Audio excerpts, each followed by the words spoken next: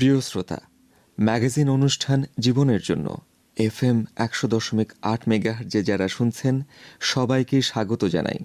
শুরু করছি আজকের পর্ব, কৈশোরে স্বাস্থ্যসেবা ও শিক্ষার সমান সুযোগ। উপস্থাপনায় আছি আমি KM সানাউল হক।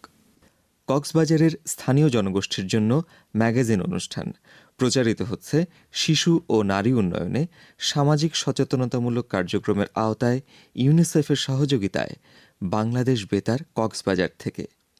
এই অনুষ্ঠান রেডিও সেটে এবং মোবাইল ফোনে শুনতে টিউন করুন FM 100.8 মেগাহার্জে। শ্রোতাবন্ধু, আজকে যাদের জন্মদিন সকলকে জানাই শুভেচ্ছা। প্রিয় শ্রোতা, সুশিক্ষা, সুচিন্তা, সুভাবনা নিয়ে শৈশবের শিক্ষা থেকে যে ব্যক্তিত্ব এবং আত্মমর্যাদা তৈরি হওয়া দরকার তা কৈশোরে এসে হারিয়ে যায় অনেকের। বাল্যবিয়ে, ঝুঁকিপূর্ণ শ্রম, গৃহকর্মে নিয়োজিত এবং সামাজিক বিভিন্ন সমস্যার জন্য বিশেষ করে মেয়েদের স্কুলে যাওয়া বন্ধ হয়ে যায়। কৈশোর বান্ধব স্বাস্থ্যসেবার সুযোগ এখনও পর্যাপ্ত নয়। সঠিক শিক্ষা পদ্ধতি ও স্বাস্থ্যসেবার অপ্রতুলতার জন্য শিশু ও কিশোর কিশোরীরা এখনও কেন সমান সুযোগ থেকে বঞ্চিত হচ্ছে তা নিয়ে শুনুন মানুষের মতামত বা ভক্সপপ। ভক্সপপটি ধারণ করেছেন রোজিনা আক্তার রোজি।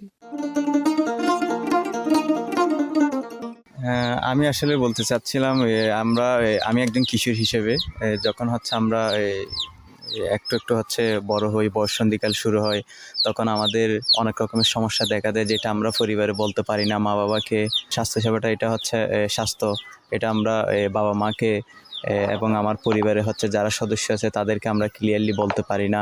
এমনকি দেখা যায় যেটা আমার শরীরের সাথে ঘটে থাকে শারীরিক এবং মানসিকভাবে, যেটা সাথে আমি একদমই পরিচিত নই, এমন কিছু সমস্যার সম্মুখীন হই। লজ্জা শরমে এটা পরিবারের সাথে কারোর সাথে শেয়ার করতে পারি না, এবং আমি নিজেও তো জানি না এই সমস্যাটা কেন হয়। কারণ আমরা বড় হচ্ছি, আমরা তো এখন বয়ঃসন্ধিকালে আছি, ঠিক মতো স্বাস্থ্যসেবা বলতে আমরা তো এখনো পাই নাই, এবং সে সম্পর্কে তো আমার কোনো ধারণাই নাই। পরিবার পরিকল্পনার বিষয়ে আমিও তেমন এখনো কিছু জানি না। তো আসলে এইসব সমস্যা নিয়ে, এইসব ধরনের সমস্যায় আমি পড়ি। আমার মনে হয় আমি যেরকম সমস্যার মধ্যে পড়ি, অন্যান্য কিশোর কিশোরীরাও পড়ে এই সমস্যায়। এইসব সমস্যা নিয়ে যদি আমাদের পরিবারের মা বাবা এবং স্কুলের শিক্ষকরা যদি সবাই আমাদের সাথে বন্ধুসুলভ আচরণ করে এবং এই বিষয় নিয়ে যদি আলোচনা করে, তাহলে আমরা এই বিষয়ে আরও একটু জানতে পারতাম এবং নিজেকে আরও পরিপাটি করে কীভাবে বয়ঃসন্ধিকালে আমাদের কী করা প্রয়োজন এবং কী করা উচিত নয় এটা শিখতে পারতাম, জানতে পারতাম। আমি একজন কিশোরী হিসেবে মনে করি বাল্যবিয়ের কারণে শুধু মেয়েদের নয়, ছেলেদেরও লেখাপড়া বন্ধ হয়ে যায়। কারণ বিয়ের পরে তারা কোনো কাজকর্ম শুরু করে, তারপরে লেখাপড়া হয়ে ওঠে না। তাছাড়া বিয়ের পরে ছেলেদেরও লেখাপড়া তেমন আগ্রহ থাকে না। পরিবার থেকেও চাপ থাকে তার নিজের সংসার নিজে সামলানো। সেজন্য বাল্যবিয়ের কারণে ছেলেদেরও লেখাপড়া অর্ধেক পথেই থেমে যায়। এই জন্য বাল্যবিয়ে মেয়েদের জন্য লেখাপড়া বন্ধের কারণ না, ছেলেদেরও লেখাপড়া বন্ধের কারণ। আমার দুইটাই বাচ্চা আছে, তো আমি দুইটা বাচ্চারই যখন অসুখ হয় কিংবা যে কোনো খাবার দাবার ক্ষেত্রে, লেখাপড়ার ক্ষেত্রে আমি দুইজনকেই সমান সুযোগ সুবিধা দিয়ে থাকি। একটা ছেলে আমার যাই হোক না কেন, মানুষ বলে যে হ্যাঁ ছেলেদের প্রাধান্য দিতে হয়, ছেলে বংশ রক্ষার্থে সমাজের অনেক ক্ষেত্রে ছেলেদের ভূমিকা আছে। একটা ছেলে যা পারে মেয়ে পারে না, কিন্তু এখন বর্তমান দিন ডিজিটাল যুগ, এখন একটা মেয়েকেও যদি আমি সেভাবে সুযোগ সুবিধা করে দেই, সেও অনেক উন্নত করতে পারে এবং উন্নয়নের দিকে অনেক কাজ করতে পারে।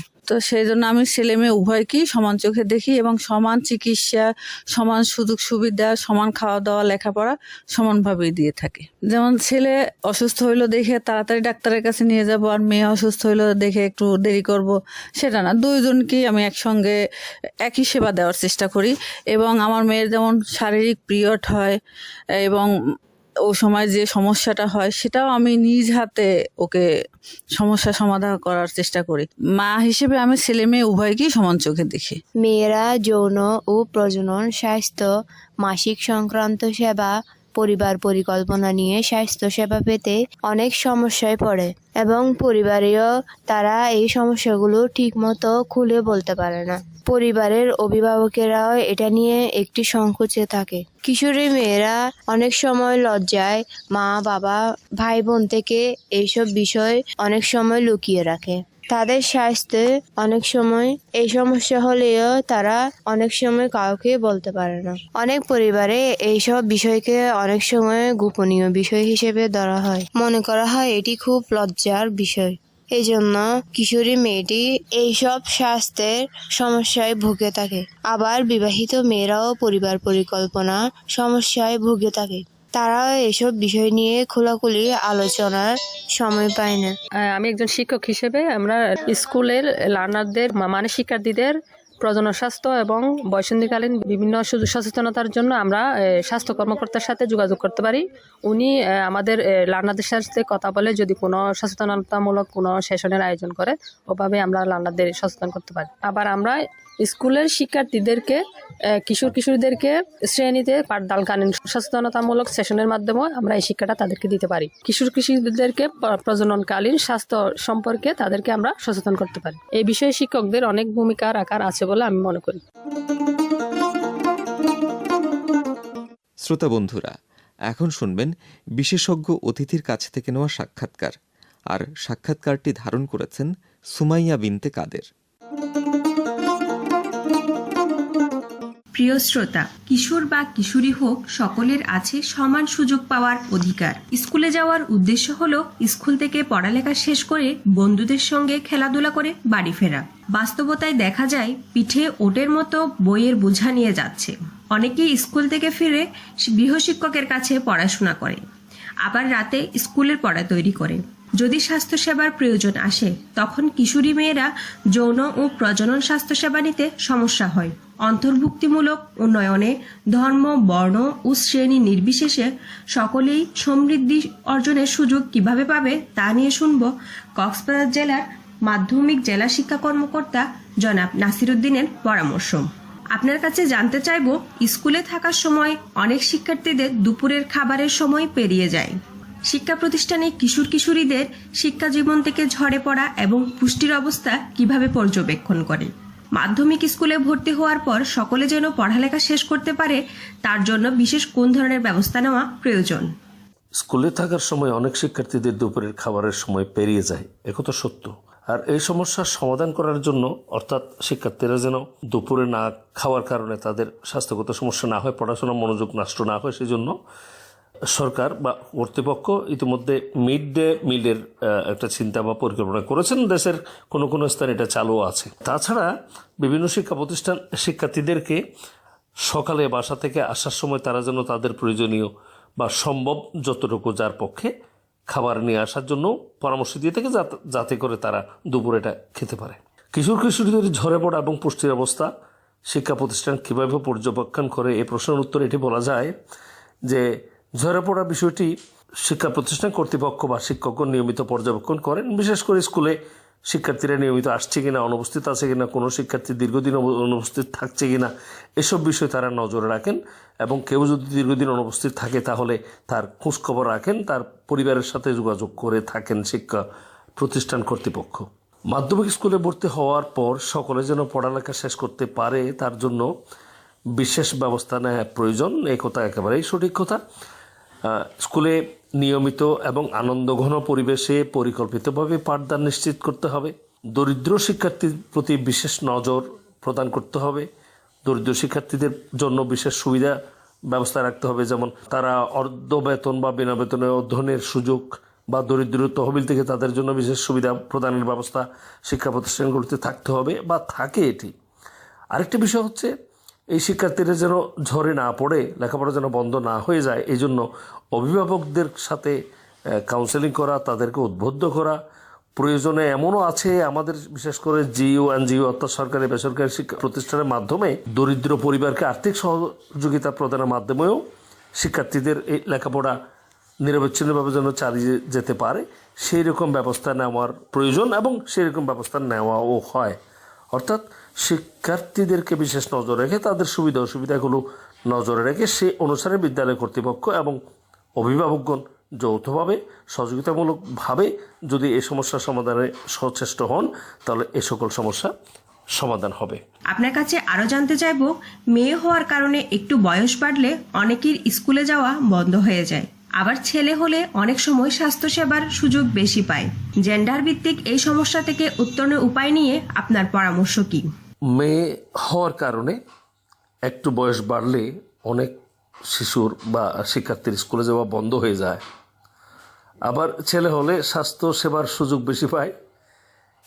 জেন্ডার ভিত্তিক এই সমস্যা থেকে উত্তরণের উপায় কি? এর উত্তরে এই কথাটা বলা যায় যে মেয়ে হওয়ার কারণে আমাদের দেশে এখনো পর্যন্ত বিভিন্ন সামাজিক সমস্যা বিরাজমান থাকার কারণে আমাদের মেয়ে শিক্ষার্থীরা অর্থাৎ ছাত্রীরা ইপটিজিংয়ের শিকার হয় বা তাদের বিভিন্ন রকম অনিরাপত্তা তৈরি হয়। একথা একেবারে সঠিক কথা। এটি বিশেষ করে শহরাঞ্চলেও আছে, গ্রামাঞ্চলেও আছে। এই বিষয়গুলিতে যেন মেয়ে শিক্ষার্থীরা যেন সমস্যা না পড়ে, অর্থাৎ জেন্ডার ইকুইটি বা লিঙ্গ সমতা যেন বিধান হয়, এই জন্য আমাদের দেশে সরকারি এবং বেসরকারি উদ্যোগ রয়েছে। আমাদের এখানে সরকারি বিভিন্ন নির্দেশনা, ডিপার্টমেন্টাল নির্দেশনা যেমন রয়েছে, বিভিন্ন বেসরকারি প্রতিষ্ঠান বা এনজিও তারাও এই বিষয়ে সারা বছর কাজ করে থাকেন, তারা লিঙ্গ সমতার জন্য কাজ করে থাকেন। এরপরে মেয়ে শিক্ষার্থীদের খাদ্য ও পুষ্টি সুবিধা বৃদ্ধির জন্য এক্ষেত্রেও সরকারি এবং বেসরকারি উদ্যোগ রয়েছে। আপনারা জানেন যে বাংলাদেশে 2023 সাল থেকে মেয়ে শিক্ষার্থীদের পুষ্টি চাহিদা পূরণের জন্য স্বাস্থ্যগত আয়রন ফলিক অ্যাসিড কার্যক্রম চালু হয়েছে, এটা চলমান রয়েছে। এই আয়রন ফলিক অ্যাসিড খাওয়ার কারণে শিক্ষার্থীদের অর্থাৎ ছাত্রীদের নানাবিধ স্বাস্থ্যগত সমস্যা, বিশেষ করে পুষ্টি চাহিদা পূরণ হয় এবং তারা বিভিন্ন স্বাস্থ্যগত জটিলতা থেকে পরিত্রাণ পায়। এটি একটি বিশাল উদ্যোগ। এছাড়াও প্রতিটি বিদ্যালয়ে একজন পুষ্টি শিক্ষক থাকেন, প্রশিক্ষণপ্রাপ্ত। তাছাড়াও এখানে খুদে ডাক্তার কর্মসূচি আছে, তাদের মাধ্যমে শিক্ষার্থীদেরকে পুষ্টি সংক্রান্ত বিভিন্ন বিষয়ে তাদেরকে প্রশিক্ষণ দেওয়া হয়, তাদেরকে বলা হয়, সেশন নেওয়া হয়। এসব কারণে শিক্ষার্থীরা, বিশেষ করে মেয়ে শিক্ষার্থীরা তো বটেই, তারা পুষ্টি সংক্রান্ত বিভিন্ন তারা অভিজ্ঞতা অর্জন করে এবং তাদের জীবনযাত্রা সে তার পরিবর্তন আনে। ইভেন তারা এই সমস্ত অভিজ্ঞতা বা ধারণা তাদের পরিবারের সদস্যদের সাথে তারা শেয়ার করে এবং পরিবারেরও এই কারণে ধারণাগুলি পাওয়ার মাধ্যমে পরিবারও তাদেরকে সহযোগিতা করে। এটি একটি ভালো উদ্যোগ। এরপরে শিক্ষা প্রতিষ্ঠান সমূহ এই কাজে অর্থাৎ লিঙ্গ সমতা এবং মেয়ে শিক্ষার্থীদের পুষ্টি সংক্রান্ত সমস্যা দূরীকরণের জন্য অভিভাবকদের সাথে তারা মত বিনিময় করে থাকেন। তারা এটা সারা বছরই করেন প্রতিষ্ঠানগুলো, এবং সরকারি এবং বেসরকারি এখানে উদ্যোগ রয়েছে, তারা সারা বছর এগুলো করে থাকেন। এটি একটা ভালো কাজ হয়, কারণ অভিভাবকরা যদি সচেতন হন, এদিকে যদি শিক্ষা প্রতিষ্ঠান উদ্যোগী হয়, তাহলে কিন্তু উভয়ের সহযোগিতায় শিক্ষার্থীদের এই সমস্যাও সমাধান হয়। আরেকটি বিশেষ কাজ এক্ষেত্রে শিক্ষা প্রতিষ্ঠানগুলো করতে পারেন, সেটা হচ্ছে শিক্ষার্থীদেরকে বিশেষ পরামর্শ বা কাউন্সেলিং প্রদান। অর্থাৎ শিক্ষার্থীদেরকেও তাদের সমস্যাগুলি কী কী আছে এটা জেনে নিয়ে তাদেরকে যদি পরামর্শ দেওয়া হয় কীভাবে এই সমস্যা তারা সমাধান করবে। অর্থাৎ এখানে যদি মেয়ে শিশুরা কোনোভাবে যদি বঞ্চিত হয়, তাহলে সেই বঞ্চনার হাত থেকে তারা কীভাবে রক্ষা পাবে, কোনো তাদের অনিরাপত্তা তৈরি হলে সেখান থেকে কীভাবে রক্ষা পাবে, তাদের পুষ্টি চাহিদাগুলো তারা তাদের নিজস্ব সীমাবদ্ধতার মধ্য দিয়েও তারা কীভাবে সমাধান করবে, এই বিষয়ক পরামর্শ যদি স্কুল দিয়ে থাকে, তাহলে তারা সেগুলো গ্রহণ করে তাদের এই সমস্যাগুলো সমাধান করতে পারে। মোটামুটি মূল কথা হচ্ছে শিক্ষা প্রতিষ্ঠান এবং অভিভাবকদের সম্মিলিত প্রচেষ্টাতেই এই সমস্যার সমাধান হয়। Thank you. বাল্যবিয়ে, অল্প বয়সে গর্ভধারণ, যৌন রোগ সহ আরো নানাবিধ সমস্যার কারণে অনেক শিক্ষা প্রতিষ্ঠানে ফিরতে পারে না। এই বয়সে মারাত্মক স্বাস্থ্য ঝুঁকি বাড়তে পারে যদি যৌন ও প্রজননতন্ত্রের সংক্রমণ নিয়ে সঠিক তথ্য না পায়। প্রজনন স্বাস্থ্য নিয়ে তথ্য, মেয়েদের মাসিক সংক্রান্ত সেবা, স্যানিটারি ন্যাপকিন পাওয়া, রক্ত স্বল্পতা রোধে আয়রন, ফলিক অ্যাসিড বিতরণ স্কুলের আওতায় শিক্ষকগণ সমন্বয় করে নিশ্চিত করতে পারেন। এছাড়া কৈশোর বান্ধব স্বাস্থ্যসেবা কিভাবে নেওয়া যেতে পারে তা নিয়ে শুনব স্বাস্থ্য কর্মকর্তা জনাব ডাক্তার ইমরুল কায়েসের পরামর্শ। আপনার কাছে জানতে চাইব, বৈষম্য দূর করে কিশোর কিশোরীরা তাদের স্কুল সময়ের পরেও কিভাবে স্বাস্থ্যসেবা নিতে পারে, তার জন্য বিশেষ কোন ধরনের ব্যবস্থা নিতে হবে, কিভাবে শিক্ষা প্রতিষ্ঠান থেকে নিতে পারে? কিশোর কিশোরী আমাদের দেশে আসলে ভবিষ্যৎ প্রজন্মের জন্য একটা বুনিয়াদ হিসাবে কাজ করে, কারণ তাদের গঠন, মানসিকতা, মননের উপরেই আমাদের বর্তমান বা ভবিষ্যৎ বাংলাদেশের ভবিষ্যৎ নির্ভর করবে। যার জন্য কিশোর কিশোরীদের স্বাস্থ্যসেবা বর্তমান সময়ে খুবই প্রাসঙ্গিক এবং খুব গুরুত্বপূর্ণ একটা ব্যাপার। বৈষম্য আসলে আমরা লক্ষ্য করেছি যে কিশোর কিশোরীদের মধ্যে সামাজিক, পারিবারিক, কিছু কিছু ক্ষেত্রে শিক্ষা প্রতিষ্ঠানের ক্ষেত্রে, শিক্ষা গ্রহণের ক্ষেত্রে কিছু বৈষম্য দেখা যায়। কিন্তু যেহেতু কিশোর কিশোরীদের স্বাস্থ্যসেবা খুব গুরুত্বপূর্ণ, এই বৈষম্য দূর করে কিশোর কিশোরীদের স্বাস্থ্যসেবা সাধারণত প্রতিষ্ঠান ভিত্তিক নেওয়ার আসলে সুযোগ আছে। আপনারা জানেন আমাদের স্কুল পর্যায়ে ক্ষুদে ডাক্তার কার্যক্রম রয়েছে, যারা বিভিন্ন ধরনের স্বাস্থ্যসেবা বা স্বাস্থ্য শিক্ষামূলক বিশেষ করে কাজে অংশগ্রহণ করে থাকে। তাদের মাধ্যমে আমাদের যেসব প্রাথমিক স্বাস্থ্যসেবা সংক্রান্ত, কিশোর কিশোরীদের স্বাস্থ্যসেবা সংক্রান্ত সেবাগুলো বা শিক্ষাগুলো আসলে শিক্ষা প্রতিষ্ঠান থেকে নেওয়া সম্ভব। আর প্রতিষ্ঠান সময়ের পরে বা স্কুলের পরেও কিভাবে স্বাস্থ্যসেবা নিতে পারে তার জন্য আমাদের আসলে সরকারের পক্ষ থেকে আমাদের উপজেলা স্বাস্থ্য কমপ্লেক্স, কমিউনিটি ক্লিনিক বা মাঠ পর্যায়ে যেসব স্বাস্থ্যসেবামূলক প্রতিষ্ঠান রয়েছে সেখানে কিন্তু কিশোর কিশোরীদের প্রাথমিক স্বাস্থ্যসেবা বা স্বাস্থ্য শিক্ষাটা দেওয়া হয়। এটার জন্য আলাদা করে বিশেষ কোনো ব্যবস্থা নেবার কোনো প্রয়োজন নেই। আসলে যে কোনো উপজেলা স্বাস্থ্য কমপ্লেক্স অথবা কমিউনিটি ক্লিনিক, যেসব জায়গায় স্বাস্থ্য শিক্ষা বা স্বাস্থ্য সেবাটা আসলে প্রতুল রয়েছে, সেই সব জায়গায় স্কুল পর্যায়ের পরে সাধারণত আমাদের কিশোর কিশোরীরা তাদের স্বাস্থ্য সেবা বা স্বাস্থ্য শিক্ষা তাদের প্রয়োজন অনুযায়ী তারা নিতে পারেন। এক্ষেত্রে আমাদের কিশোর কিশোরীদের যৌন স্বাস্থ্য, তাদের পুষ্টি বিষয়ক স্বাস্থ্য, খাদ্য এবং আচরণগত কিছু জিনিসপত্র, এইসব জিনিসপত্রের জন্য আমাদের স্বাস্থ্য শিক্ষা বা স্বাস্থ্য সেবার ব্যাপারটা চালু আছে। এছাড়া আমাদের স্কুল বা প্রতিষ্ঠান পর্যায়ে সম্মানিত শিক্ষক শিক্ষিকা মণ্ডলী তাদের ক্লাসের মধ্যে বা কোনো একটা আলাদা সেশনের মাধ্যমে তাদের এই স্বাস্থ্য সেবা বা স্বাস্থ্য শিক্ষা, যেগুলো প্রাথমিক স্বাস্থ্য শিক্ষা আমরা বলে থাকি, সেসব নেওয়ার সুযোগ রয়েছে। এই স্বাস্থ্য শিক্ষা প্রদানের মাধ্যমে আমাদের ভবিষ্যৎ কিশোর কিশোরীদের স্বাস্থ্য সেবা বা স্বাস্থ্য শিক্ষার মূল ভিত বা বুনিয়াদটি তৈরি হবে। আপনার কাছে আরো জানতে চাইব, বর্তমান শিক্ষা ব্যবস্থায় কিশোর কিশোরীদের যৌন ও প্রজনন স্বাস্থ্য শিক্ষা নিয়ে অনেক মতবিরোধ আছে। অনেকে বলে বয়সের সাথে সাথে সব জেনে যাবে, শেখার দরকার নেই। শিক্ষকেরা যৌন স্বাস্থ্য নিয়ে কথা বলতে সংকোচ বোধ করেন। ছেলে মেয়েরা সঠিক তথ্য স্বাস্থ্যকেন্দ্র ও শিক্ষা প্রতিষ্ঠান থেকে পেতে কিভাবে ইতিবাচক আচরণ গড়ে তোলা যায়? বর্তমানে আসলে আমাদের কিশোর কিশোরীদের যৌন স্বাস্থ্য শিক্ষা বিষয়ক বা প্রজনন সংক্রান্ত বিষয়ে বেশ কিছু মতবিরোধ আসলে রয়েছে। সেটা প্রতিষ্ঠান ভিত্তিক থেকে শুরু করে সামাজিক ভাবেও কিছুটা ট্যাবু যেটাকে আমরা বলে থাকি, সেই বিষয়ে একটা মতবিরোধ রয়েছে। অনেকেই মনে করেন, অভিভাবকরা আসলে খুব বেশি স্বচ্ছন্দ থাকেন না যে কিশোর কিশোরীদের এরকম স্পর্শকাতর একটা বিষয়ে তাদেরকে প্রতিষ্ঠান থেকে জানানোর ব্যাপারে অনেকেই কিন্তু আমাদের অংশগ্রহণ করছেন না স্বতঃস্ফূর্তভাবে। আর সংকোচ, লজ্জা, এই ব্যাপারগুলো তো সাথে সাথে আছেই। কারণ আসলে একটা কিশোর কিশোরী কিন্তু তার প্রয়োজনীয় শিক্ষা বা তার ভীতির মাধ্যমে কিন্তু ভবিষ্যতের নারী বা পুরুষ হিসাবে আত্মপ্রকাশ করবে। কাজে এই ক্ষেত্রে যৌন শিক্ষা বা প্রজনন সংক্রান্ত শিক্ষা ব্যক্তিগতভাবে আমি মনে করি খুব গুরুত্বপূর্ণ, এবং এটা শিক্ষা প্রতিষ্ঠান ভিত্তিক হলে সবচাইতে ভালো হয়। কারণ শিক্ষা প্রতিষ্ঠানে আমাদের সম্মানিত শিক্ষক শিক্ষিকা মণ্ডলী যেহেতু ছাত্রছাত্রীদের সঙ্গে বেশ একটা লম্বা সময় ধরে থাকেন, তাদের উন্নত শিক্ষা ব্যবস্থা, কাউন্সেলিং যেটাকে আমরা বলে থাকি, শিক্ষা প্রদান এবং কিশোর কিশোরীদের আসলে যে মানসিকতা, সেই ব্যাপারগুলো সবচাইতে বাবা মার পরেই তারাই সবচেয়ে ভালো বুঝেন। কাজে এই ক্ষেত্রে আমার মনে হয় একটা কাঠামোগত বা পদ্ধতিগতভাবে কিশোর কিশোরীদের যদি যৌন স্বাস্থ্য বিষয়ক, সচেতনতা বিষয়ক এবং ব্যক্তিগত হাইজিন বা পরিষ্কার পরিচ্ছন্নতা সবকিছু মিলে যদি আমাদের যৌন স্বাস্থ্য বা প্রজনন স্বাস্থ্য নিয়ে একটা প্রাথমিক স্বাস্থ্য শিক্ষা দেয়া যায়, সেটা আমার কাছে মনে হয় সবচাইতে ভালো বা সবচাইতে ফলপ্রসূ একটা ব্যাপার হবে। কারণ যৌন সংক্রান্ত শিক্ষা ব্যাপারটা আসলে শুধুমাত্র যৌন আচরণগত ব্যাপার নয়, এখানটার সঙ্গে ব্যক্তিগত পরিষ্কার পরিচ্ছন্নতা, সচেতনতা, ভবিষ্যতে প্রজনন স্বাস্থ্যের সুরক্ষা, প্রজনন স্বাস্থ্যের যত্ন সবকিছু এটার সঙ্গে ওতপ্রোতভাবে জড়িত। এবং বয়সের সঙ্গে সঙ্গে মানুষ কিছু জিনিস শেখে, কিন্তু কিন্তু সেটা আসলে তার পারিপার্শ্বিক অবস্থা থেকে, বন্ধু বান্ধব, অন্য কোনো জায়গা থেকে অনেক সময় আমরা ভুল তথ্য বা ভুল মেসেজটা আমরা পেয়ে থাকি। আমাদের সম্মানিত শিক্ষক শিক্ষিকা মণ্ডলী যদি শিক্ষা প্রতিষ্ঠান ভিত্তিক এই যৌন স্বাস্থ্য বা প্রজনন বিষয়ক শিক্ষাটা বা প্রাথমিক স্বাস্থ্য সেবা বা স্বাস্থ্য শিক্ষাটা যদি আমরা এখানে অন্তর্ভুক্ত করতে পারি, সেটা সবচাইতে পদ্ধতিগত এবং কাঠামোগত একটা পদ্ধতির মাধ্যমে এই যৌন শিক্ষা বা প্রজনন স্বাস্থ্য সুরক্ষা বিষয়ক শিক্ষাটা দেওয়া সম্ভব।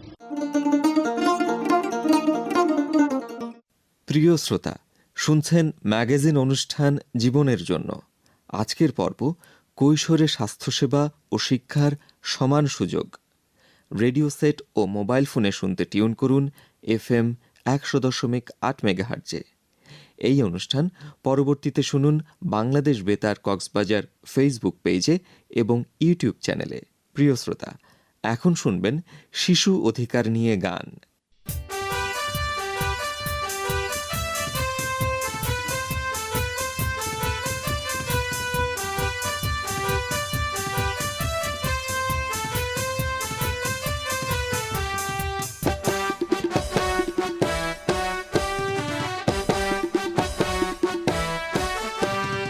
অধিকার দিতেই হবে, অধিকার মোরা চাই। আমরা শিশু কচি কলি ফুল, ফুটতে চাই, ফুটতে চাই। অধিকার দিতেই হবে, অধিকার মোরা চাই। আমরা শিশু কচি কলি ফুল, ফুটতে চাই, ফুটতে চাই। ফুটতে চাই, ফুটতে চাই, ফুটতে চাই, ফুটতে চাই।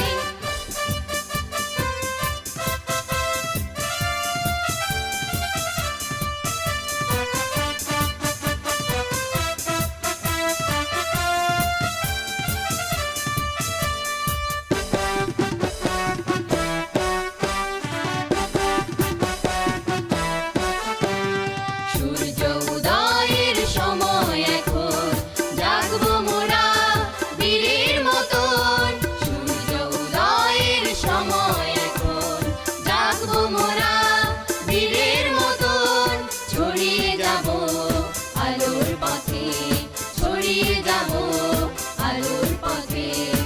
আমরা যে সবাই, আমরা যে সবাই। অধিকার দিতে হবে, অধিকার মোরা চাই।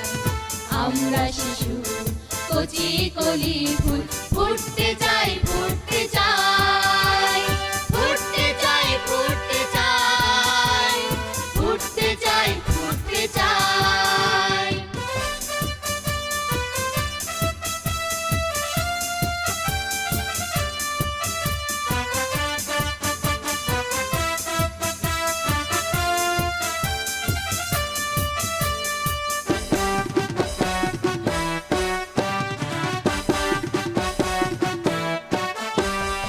আমাদের অধিকার বাঁচার মতো বাঁচা, আমাদের অধিকার আলোময় শিক্ষা। আমাদের অধিকার বাঁচার মতো বাঁচা, আমাদের অধিকার আলোময় শিক্ষা।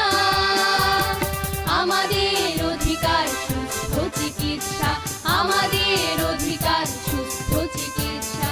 আমরা চাই, আমরা চাই, আমরা চাই, আমরা চাই। অধিকার দিতে হবে, অধিকার মোরা চাই। আমরা শিশু কচি কলি ফুল, ফুটতে চাই, ফুটতে চাই। অধিকার দিতে হবে, অধিকার মোরা চাই।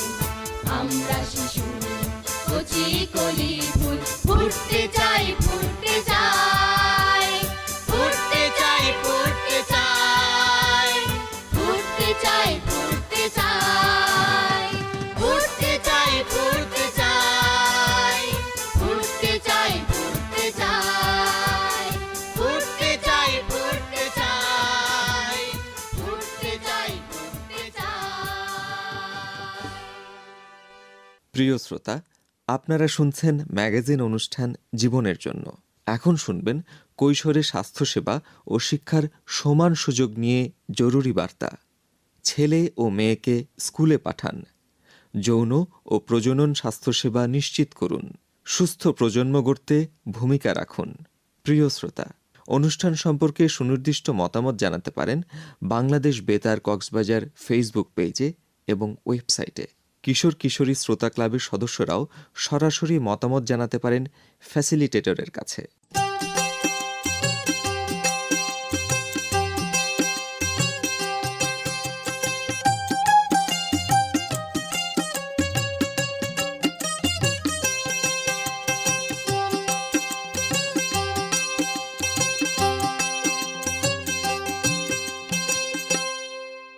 প্রিয় শ্রোতা, সকলের সুস্থতা কামনা করে আজকের মতো এখানেই শেষ করছি ম্যাগাজিন অনুষ্ঠান জীবনের জন্য। আজকের পর্ব কৈশোরে স্বাস্থ্যসেবা ও শিক্ষার সমান সুযোগ প্রচারিত হয়েছে ইউনিসেফের সহযোগিতায় বাংলাদেশ বেতার কক্সবাজার থেকে FM 100.8 মেগাহার্জে। নিরাপদ হোক সকল শিশুর জীবন। যারা অনুষ্ঠানটি শুনেছেন এবং তথ্য দিয়ে সহায়তা করেছেন তাদের প্রত্যেককে জানাই আন্তরিক ধন্যবাদ। পরবর্তী পর্ব নতুন কোনো বিষয়ে শোনার আমন্ত্রণ রইল।